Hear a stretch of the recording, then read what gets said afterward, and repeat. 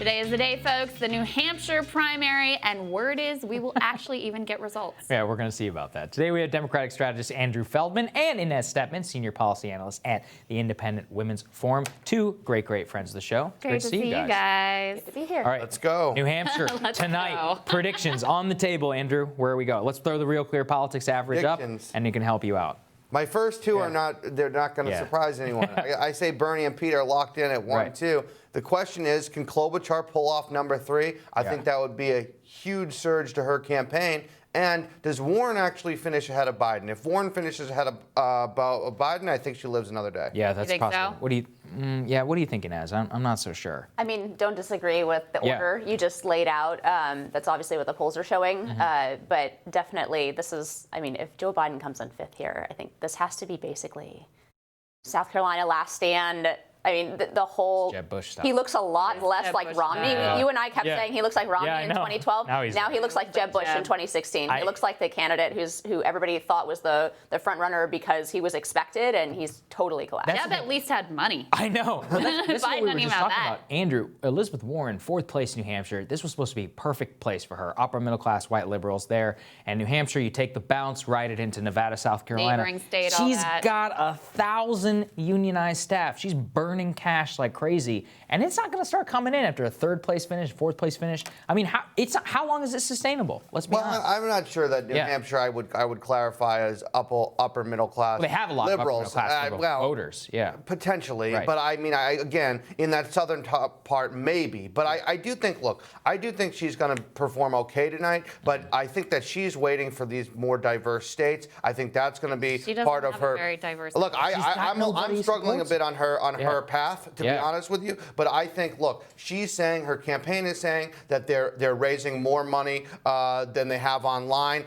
in recent weeks. If that is true, look, she's going to be able to keep on fighting. I don't know what her path is if she doesn't surprise tonight. She doesn't need to win tonight. With Bernie, I'm not sure she ever was going to win New Hampshire, even with Massachusetts next door. But she needed the question is, I think she needs to surprise tonight, but I'm also not going to rule her out because I was reading an interesting stat last night. Bill Clinton, and I know we're in a different time than 1992, but he won 1 of the first 12 states. So it's just too early to rule anyone completely out, but I don't think her path is very easy. He did. He got 3rd in New Hampshire. That put him back on the map. That is true. I mean, I don't think 4th is going to cut it for Elizabeth Warren. I think if she could surprise and come in 3rd, given how low expectations have been set for her at this point, I think then she could claim the comeback kid mantle and perhaps live to fight another day. But 4th or 5th in a neighboring state that should be demographically pretty good for her, it's hard to make the case that this is going to work. The momentum won't be there. Yeah. What do you think, Inez? It's interesting how timing of a bump plays into this, right? This part is the part that reminds me of 2012, where everybody gets a chance in the hot seat, right? So her chance came too early. But and the narrative now for her is that she's going down. I agree with you. I don't think that. I don't know. I don't see how she's going to pull out, recreate some of the momentum that she had.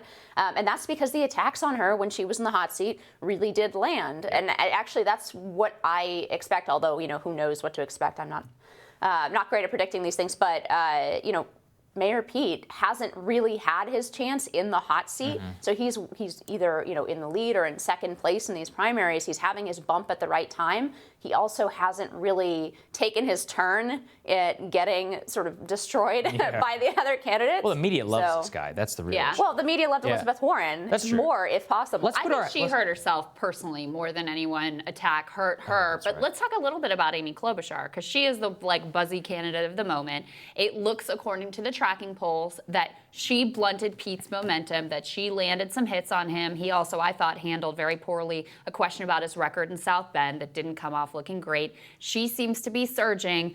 Meanwhile, Andrew, as we talked about earlier, Pete has a whole narrative about him, how he doesn't appeal to black voters. She does even worse. She's at literal 0% in the most recent national polls. So even if she gets 3rd here, 2nd if things really go crazy and she gets this big media bump, et cetera, what's the path for her ultimately? I don't know. I mean, I think that I think you're absolutely right. Yeah. Look, it's not just about that she's not doing well with people of color, and we know you cannot win the Democratic primary if you don't win over people of color. Here's the thing. She doesn't even have an organization past these 2 states. Right. So how do you throw it together in a week, 11 days, I think, until Nevada? It's very hard to do, especially we're going to a caucus state, and then it is very hard to do. Look, I applaud her if she comes in second or third. It is going to be an absolute tip Massive to her upset, hat. yeah. I mean, very exciting for her, and I have friends on that campaign. But the reality is, how do you take that money? Right. How do you take that surge and turn it into something? I don't know. Well, I mean, it would be Inez, crazy. let's put on our 2016 hat. I've been trying to think this through, which is that with Trump, there were actually viable Republicans still coming out after New Hampshire and South Carolina. Marco was like semi-viable. Like Ted Cruz won his own home state. I mean, Marco Rubio's last stand was in Florida. It's almost my theory that Warren and Pete are going to collapse too quickly. And even I know it sounds weird, but because Pete is going to get second, but because his support amongst Latinos and blacks is so low that he really will just plummet to the point where it'll be Bernie and then whoever is on the other side. I happen to think that's going to be Michael Bloomberg. What do you think about that? Well, I think the message matters, and how that message, obviously, it's not just about the campaigns, and that's the part that I obviously don't know that much about. I've said previously I've never really seriously worked on a campaign. You're much more informed You love to on say you're how. not a strategist. I am not a strategist. Nobody should hire me to run their campaign. Putting that out there. No, but the how the message lands matters, and I don't see, for example, Klobuchar's message is, I'm experienced. Well, voters don't like how the last 30 years have gone. Joe Biden's message at the debate was, I was there. That's literally, for me, the worst message that anybody could ever run into this environment. So I do, and then with Mayor Pete, for example, I've always said that the largest block of voters that are sort of still on the table between the two political parties are people who are fiscally, let's say, left of center, perhaps not all the way where Bernie is, but they like some of the things that he's saying, and then they are culturally either middle of the road or even conservative, and definitely anti-wokeism. Mayor Pete is the exact flip of that, right? He's like fiscally conservative, socially liberal. People call him a moderate. He is not moderate on social issues. Right. He is one of the most extreme candidates on the stage on social issues. He's economically moderate. And to me, that's pretty much the reverse of the electorate. So I don't... But it is the media, and that's what they love it. The billionaires love it, obviously.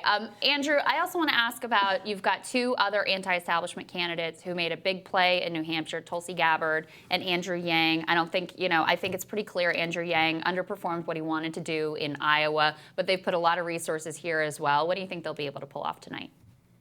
I don't think we're going to see a surprise from either of them. I think, finally Tulsi Gabbard is going to bow out of this race. I mean, this was the place where we've seen her the most, right? She didn't compete in. She spent a lot of time in South Carolina. I will say that. She didn't compete in Iowa at all. I mean, in South Carolina, I haven't heard much about her. I mean, but I think Andrew Yang here. Andrew Yang, let's see if he can surprise at all. I mean, this is the state. He made 26 trips to the state, over 100 rallies. And there is definitely independent streak to New Hampshire voters, obviously, and to Andrew Yang's candidacy. I mean, we'll see what happens. I think the interesting thing is the debate stage. If he's on that debate stage next week on the 18th, would he stay in? Yeah, I was always mystified that he did that 7. He went all in on Iowa when New Hampshire was always the best bet for him. I don't know. He seemed to kind of flip around. Yeah, he did a 17-day bus trip through Iowa. He did more stops in Iowa in the final days than any other candidate. Yeah, and then that's the thing is with New Hampshire. But it looked like it flipped because he was in New Hampshire so much. We don't know whether or not he overperformed in Iowa. Well, right? true. Yeah, we don't know what the hell vote. If anybody got screwed out, I know Biden got the best deal out of this Iowa mess up, right? Because